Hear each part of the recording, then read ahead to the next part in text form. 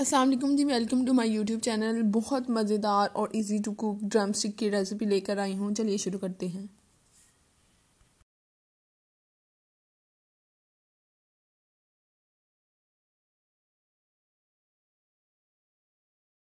Ingredient screen پر شو کروا دیے ہیں، آپ اس کو دیکھ سکتے ہیں۔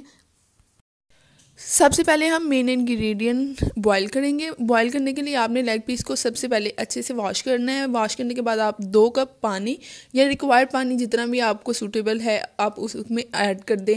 لہسن ادرک کا پیسٹ، نمک، سوکھا دھنیا، ان سب کو ایڈ کر کے آپ اس کو بوائل ہونے کے لیے رکھ دیں۔ اور دوسری ہی طرف آپ نے دال اور آلو جو ہیں ان کو بھی بوائل ہونے کے لیے رکھ دینا ہے۔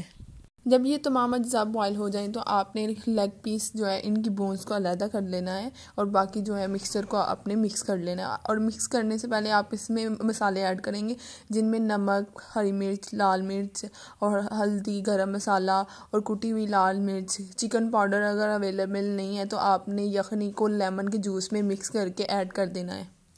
اگر آپ کو لگے کہ آپ کا مکسچر پتلا ہے تو آپ اس کو 5 سے 10 منٹ کے لیے ریسٹ پہ رکھ دیں، ٹھیک ہے۔ اس کے اب آپ نے ہاتھ کو تھوڑا سا آئل لگا کے آپ نے تھوڑا سا جو مکسچر ہے وہ لینا ہے اور یہ بون لینی ہے ایک لیگ پیس کی، اور اس کے اوپر لیگ پیس کی شیپ کے ساتھ آپ نے اس مکسچر کو لگانا ہے، اس کو شیپ دے دینی ہے ایک لیگ پیس کی طرح کہ ڈرم سٹک وہ بن جائے۔ آپ نے انڈے کو پھینٹ لینا ہے، ٹھیک ہے۔ انڈے کے اندر اب آپ نے تمام جو ہیں ڈرم سٹک جو ہے ان کو ڈپ کر دینا ہے۔ انڈے کی جب لیئر لگ جائے گی تو اس کے اوپر آپ نے بریڈ کرم کی لیئر لگانی ہے۔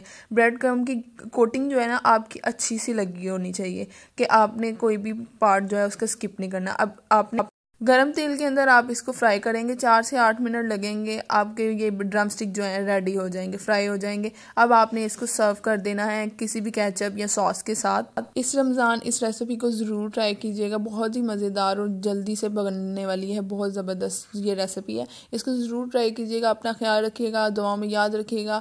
اللہ حافظ۔